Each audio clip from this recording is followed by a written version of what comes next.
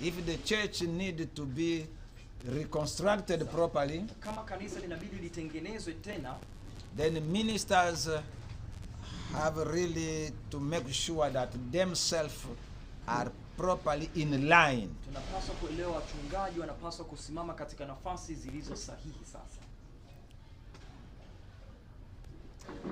Always we talk about the fivefold ministries. Kiukweli tunazungumzia nafasi 5 zilizopo katika kanisa. We talk about apostles, tunazungumzia mitume, pastors, wachungaji, prophets, manabii, evangelists and teachers. na walimu. Who are those people? Kwani hao ni wakina nani? Those people, watu hao, if you can give a definition, we can say kama utaweza kutoa maana, tunaweza tukasema it is a team of ni kikundi cha special people, watu maalumu, a team of elite people, kikundi ambacho cha watu waliopewa upeo, who work ambao wanafanya kazi around Jesus Christ katika uwepo wa Yesu Kristo, for the kingdom of God. kwa ajili ya utakatifu wa Mungu. If you are one of them, na kama wewe ni miongoni mwao, don't take these things very light. usichukulie hiki kitu kwa wepesi. And these people, na watu hawa, they are never selected by a church. hawachaguliwi na watu waliokuwa ndani ya kanisa. If you read Ephesians chapter 4, kama utaweza kusoma Waefeso sura ya 4, it is Jesus himself who selects these people. utapata kujua ni Yesu mwenyewe ndiye anayechagua watu hao.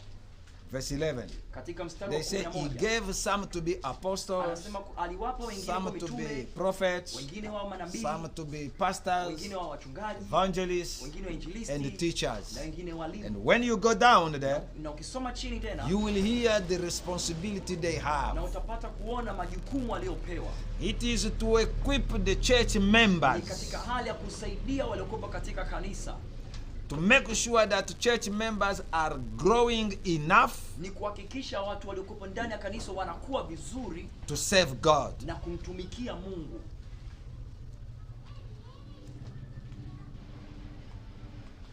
No one comes in the ministry by accident. Hakuna mtu yoyote anaingia katika huduma bahati mbaya. Either you are called by Jesus, Hiyo umeitwa kwa Yesu, or you have introduced yourself in the ama ministry. umejiingiza wewe mwenyewe katika huduma. We have two types of people. Kuna watu wa aina mbili hapa. Those who are called by Jesus, Wale wanaoitwa na Yesu Kristo, and those Jesus did not na call. wale ambao Yesu Doesn't matter how you found yourself in, haijalishi wewe umejiingizaje huko ndani, Jesus did not call you. lakini Yesu anaweza kawa hajakuita, Because your congregation can call you. kwa sababu umati wako unaokuzunguka kanisa unaweza kukuita.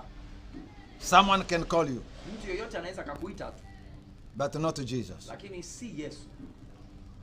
And when Jesus selects these people, Na pale Yesu anapowachagua hawa watu according to the Bible, kutokana na Biblia, Jesus will train them. Yesu mwenyewe These atawafundisha. people, they go through a training Wataingizwa katika mafunzo for them to know ili wapate kujua what they are going to do. kile wanachopaswa kwenda kufanya. And you can still say no, Na unaweza bado ukasema hapana, I will not make it. mimi sitaweza kufanya. But if you accept, Lakini kweli ukikubali, make no mistake. hutoweza kufanya kosa.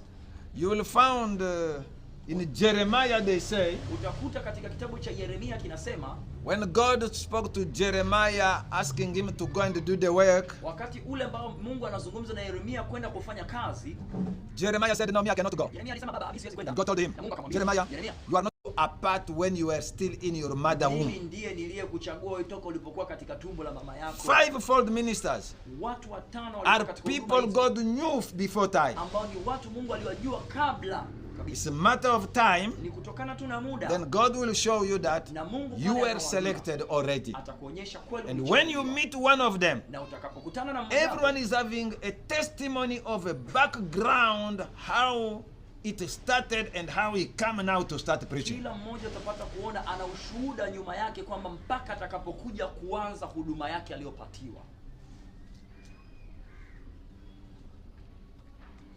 Brother, sister, Ndugu zangu wapendwa, what did God tell Jeremiah?